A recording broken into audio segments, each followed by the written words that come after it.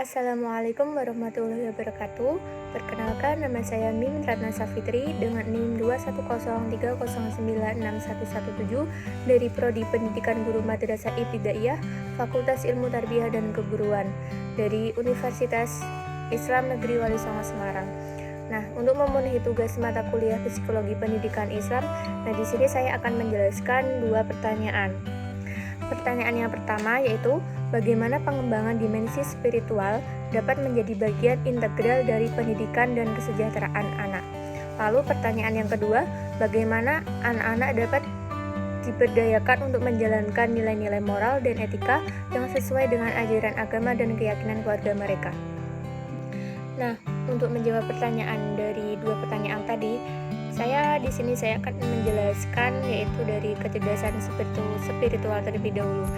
Kecerdasan spiritual adalah sesuatu yang berkaitan dengan ruh, semangat, dan jiwa religius.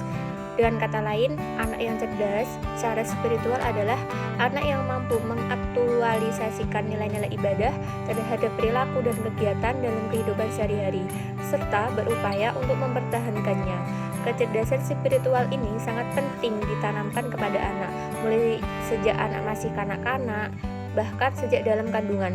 Nah, disinilah letak pentingnya orang tua, terutama ibu, dalam membina kecerdasan spiritual kepada anak. Faktor yang menentukan kecerdasan spiritual seseorang diantaranya adalah sumber kecerdasan itu sendiri atau Godsput, potensi kolbu atau hati nurani, dan kehendak nafsu. Sedangkan secara umum ada dua faktor utama yang mempengaruhi kecerdasan, yaitu faktor genetik atau bawaan dan faktor lingkungan. Dalam membina kecerdasan spiritual kepada anak, diperlukan cara-cara yang baik dan efektif, yaitu orang tua memberikan contoh teladan yang baik, memberikan kasih sayang dan perhatian penuh, serta pengawasan terhadap apa-apa yang dilakukan oleh anak dalam perilakunya sehari-hari. Sebaliknya, kurangnya perhatian orang tua akan dapat menghambat kecerdasan spiritual pada anak tersebut. Nah, lalu bagaimana anak-anak dapat diberdayakan untuk menjalankan nilai-nilai moral dan etika yang sesuai dengan ajaran agama dan keyakinan keluarga mereka sendiri?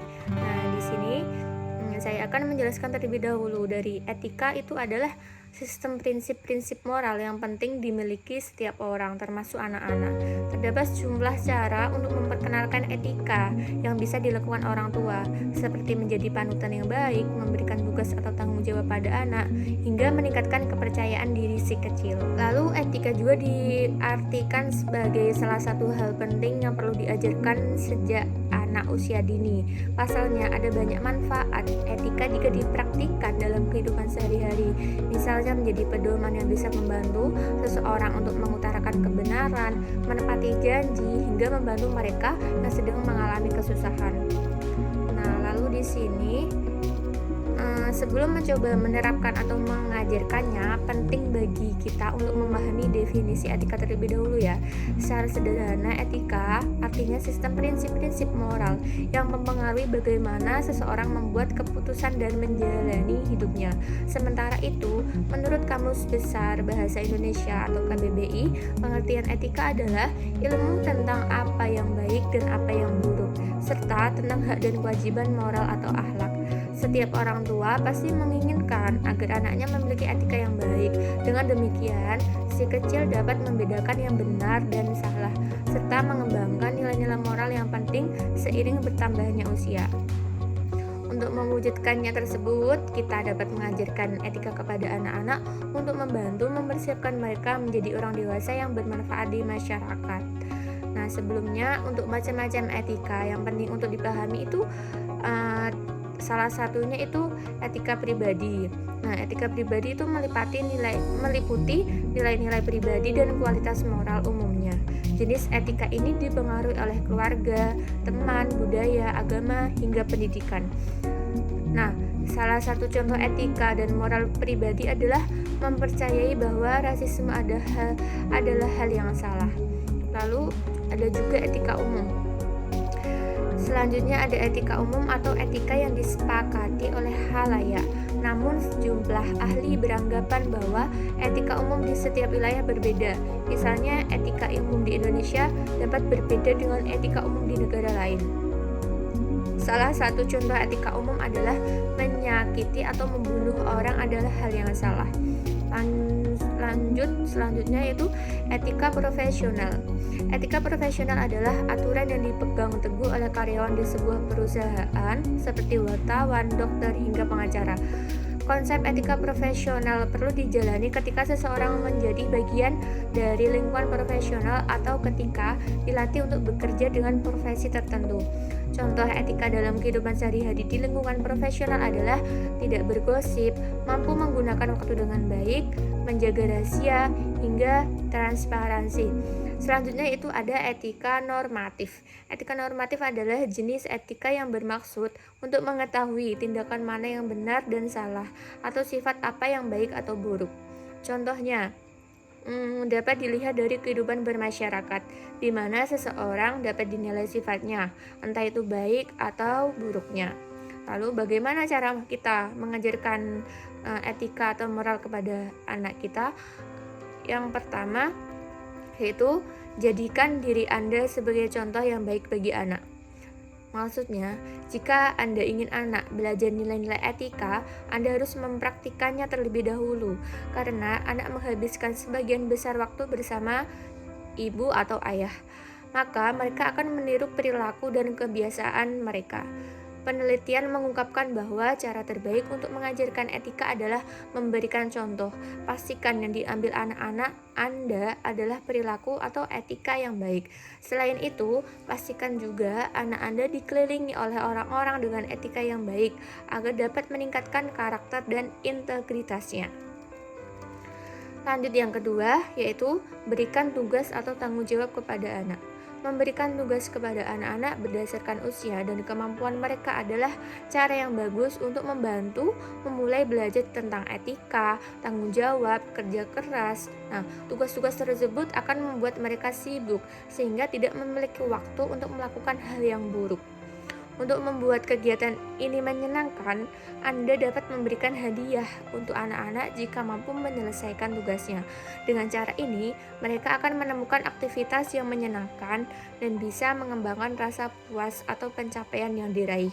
Pada saat yang sama, ingatlah untuk bersabar selama melakukan proses ini. Pada awalnya mungkin perlu lebih banyak waktu dan tenaga untuk mengajarkan anak-anak dalam melakukan pekerjaan. Namun, segalanya dapat menjadi lebih baik seiring dengan berjalannya waktu. Lanjut yang ketiga yaitu tingkatkan kepercayaan diri anak. Salah satu cara untuk mengajarkan anak etika adalah meningkatkan rasa kepercayaan diri mereka.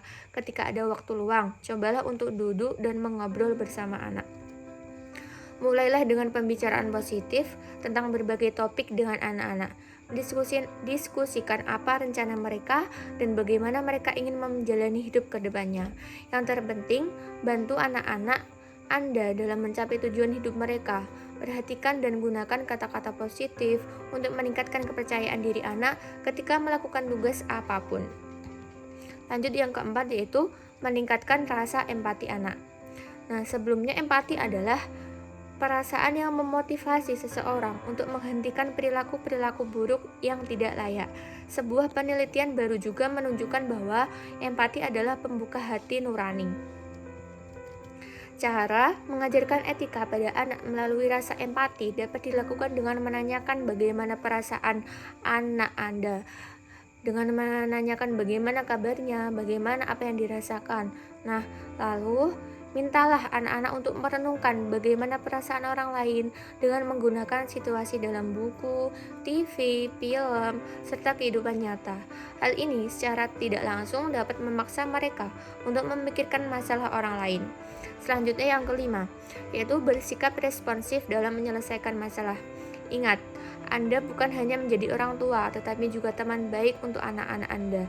Sebagai orang tua, Anda harus mengembangkan sikap responsif karena sifat ini merupakan salah satu cara untuk mengajarkan etika pada anak.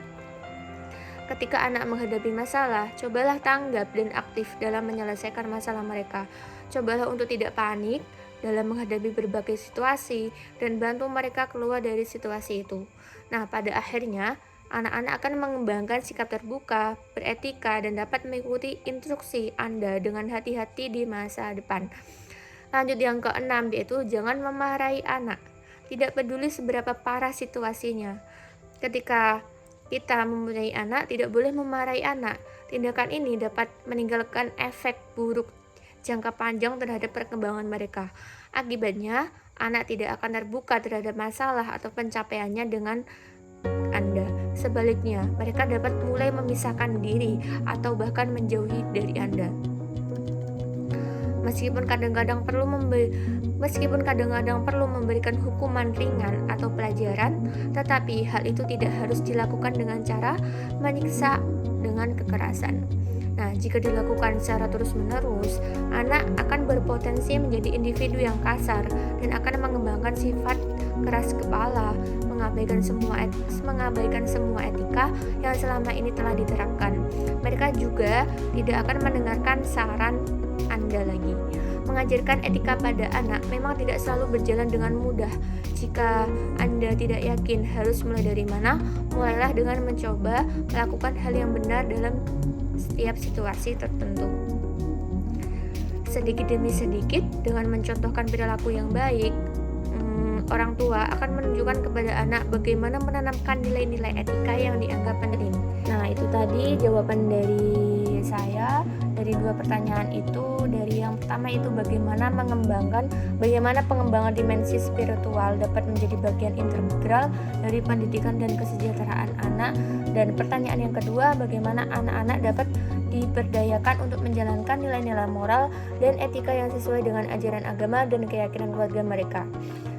Itu yang dapat saya sampaikan. Saya mohon maaf apabila ada kekurangan atau kurang kejelasan dari penjelasan saya. Terima kasih. Wassalamualaikum warahmatullahi wabarakatuh. Dadah. Amazing!